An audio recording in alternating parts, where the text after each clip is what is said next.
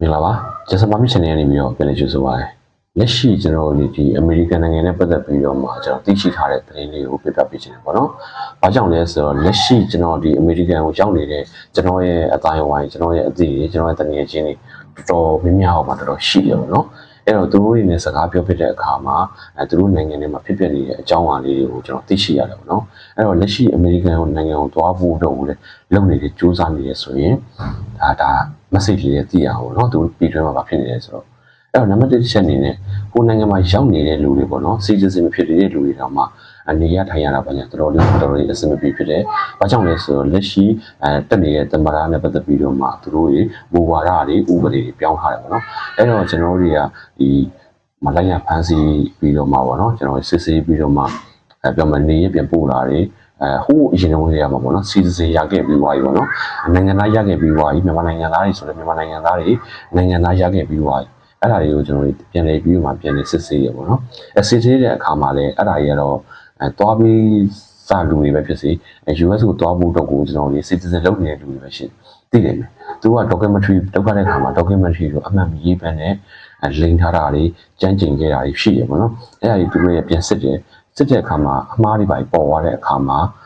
ဒီပြန်ပြီးတော့မှစိတ်စဉ်ပြန်ရုပ်သိမ်းတာတွေဖန်ဆီးခံရတာတွေနေရပြန်ပိုးရတယ်ပို့တဲ့ process တွေပါဖြစ်လာတယ်ပေါ့နော်အဲ့တော့ကိုယ်နိုင်ငံမှာရှိနေတဲ့အမေရိကန်နိုင်ငံမှာရှိနေတဲ့ citizen ရပြီးသားလူတွေတောင်မှနည်းနည်းလေးလောက်ခေါင်းနဲ့အဲ့လိုမျိုးတွေရှိလာတာဖြစ်တဲ့အတွက်ဥပဒေရဖြစ်လာတာဖြစ်တဲ့အတွက်နေရထိုင်ရတာတွေတွားလာတာတွေအဆင်ပြေဖြစ်တယ်ပြီးတော့တချို့လူတွေဆိုရင်ကျွန်တော်တို့ permanent မရသေးဘဲနဲ့အဲ့မှာပေါ့နော်ဒါတော့ဟုတ်ပါတယ်မြန်မာနိုင်ငံကနေပြီးတော့ပဲဖြစ်စေတခြားနိုင်ငံရဲ့ကပဲဖြစ်စေမြန်မာလူမျိုးတွေအမေရိကကိုလာတယ်အလဲလာတယ်ပြီးတော့ပြန်ကြတော့ပဲနေလိုက်တာရှိတယ်ပေါ့နော်အဲ့တော့အရင်တော့ကျွန်တော်တို့ freedom ပဲအမေရိကမှာဆိုတော့သွားလာရဲအေးအေးဆေးပဲနေကြရဲဒီတိုင်းပဲခေတ်ဆက်လုပ်နေတဲ့ generation တွေအများကြီးပေါ့နော်လက်ရှိမှာတော့မူဝါဒတွေရောဒီဥပဒေတွေပြောင်းနေရဖြစ်တဲ့အတွက်အဲ့ဒါတွေပြန်ပြီးလိုက်လိုက်ရှာဖွေပြီးတော့မှတော့နော်လိုက်တဲ့ဖန်စီပြီးတော့မှအဲ့လိုမျိုးတွေရှိတာဖြစ်တဲ့အတွက်နေရထိုင်ရအဆင်မပြေဘူးပေါ့နော်အဲ့တော့ပြည်တွင်းမှာရှိနေတဲ့အမေရိကန်နိုင်ငံသားတော့ပေါ့နော်အဲ့လိုမျိုးရှိနေတဲ့လူတွေတော့မှအသိပြီးတော့အဆင်မပြေတဲ့အချိန်မှာလက်ရှိကျွန်တော် student visa တွေနဲ့ပေါ့နော်အမေရိကန်ကိုသွားတာပဲဖြစ်စေအလဲဘက်သွားတာပဲဖြစ်စေပေါ့နော်တော်တော်လေးကိုမှတော်တော်လေးကိုအလဲဘက်သွားတယ်ဘာညာဆိုရင်ခက်တာခဏဆိုပြဿနာမရှိဘူး student ဆိုလည်းပြဿနာမရှိဘူးပေါ့နော်ဒါပေမဲ့visa တွေလိမ်လည်ထားတာတွေအတမျိုးကြမလုပ်ခဲ့တဲ့ဟာတွေဆိုရင်အရင်ကမှထိအောင်မရှိတယ်ပေါ့နော်ပြည်သူကိုဆိုရင်တစ်သက်လုံး block လုပ်ထားမှာပေါ့နော် block လုံးတဲ့အခြေအနေထိဖြုတ်သွားနိုင်တယ်ပေါ့နော်အဲ့တော့ကိုရီးယားအခုဘာလုပ်ရမလဲဆိုတော့အမေရိကကိုသွားမယ်လူကျွန်တော်တခြားနိုင်ငံကို try ဖို့တော့ကိုကျွန်တော်အကြံဉာဏ်ပေးနေတယ်ပေါ့နော်နိုင်ငံကြီးတွေကိုသွားချင်တယ်ဆိုရင်ကနေဒါတို့ဘာလို့သွားတာပဲဖြစ်စေပေါ့နော်ဒီဥရောပတို့ဘာလို့သွားတာပဲဖြစ်စေတခြားနိုင်ငံတွေ student visa တွေနဲ့သွားပြီးတော့မှကျောင်းတွေမှာတက်ချင်တယ်ဆိုရင် New Zealand တို့ပေါ့နော်အဲ့လိုပုံစံမျိုးပေါ့နော်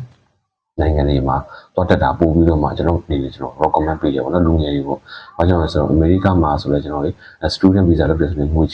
ကုန်ကြီးကြတယ်လက်ရှိများတယ်ဈေးစကားတွေလည်းများတယ်ကုန်စည်နှုန်းတွေလက်ရှိများနေတယ်ပြီးတော့နိုင်ငံရေးမငြိမ်သက်မှုတွေလည်းများလာဖြစ်တဲ့အတွက် stable မဖြစ်နိုင်ဘူးပေါ့နော်ပြီးတော့တော်တော်လေးခက်ခဲအဲ့နိုင်ငံမှာရှိနေရက်တည်ရတယ်ပေါ့နော်ပြီးတော့ဒီလူငယ်တွေအနေနဲ့ဆိုရင် citizen ရှောက်မယ်ဆိုရင်သူတို့နိုင်ငံရဲ့အကြောင်းတွေအမေးခွန်းတွေပါညာပေါ့နော်အဲ့လိုမေးတာတွေပါညာလည်းရှိတယ်အဲ့တော့မျိုးကိုရီးယားမှားပြီးတော့မှဖြေလိုက်တဲ့ခါကျရင်အဲ့မေးခွန်းတွေကနေပြီးတော့ကိုယ်ပြန်ပြီးပြဿနာပြန်လာရှာနိုင်တယ်ပေါ့နော်ဒီနိုင်ငံမှာနေတာဒူးစံပြီးလုပ်ခဲ့ဘူးလားမေးတယ် yes ဆိုလို့ဖြေခိုင်းတဲ့အချိန်မှာကိုက yes လို့ဖြေလိုက်တဲ့ခါကျရင်ပြဿနာတက်နိုင်တယ်ပေါ့နော်အဲ့လိုမျိုးရှိအဲ့တော့ကိုရီးယား citizen လုပ်မဲ့လူတွေဆိုရင်မေးခွန်းတွေဆိုရင်ဟိုးအရင်တော့ပေါ်တော့ citizen ရခဲ့မှုတဲ့လူတွေမေးတဲ့မေးခွန်းတွေအခုလက်ရှိမေးတဲ့မေးခွန်းတွေတော်တော်လေးမအပ်တော့ဘဲနဲ့မတူတော့ဘူးเนาะအဲ့တော့ဒီ citizen ကိုရှောက်နေလူတွေဆိုလဲ line ပေါ်မှာဒီ government တွေမှာเนาะမေးကြည့်ပါ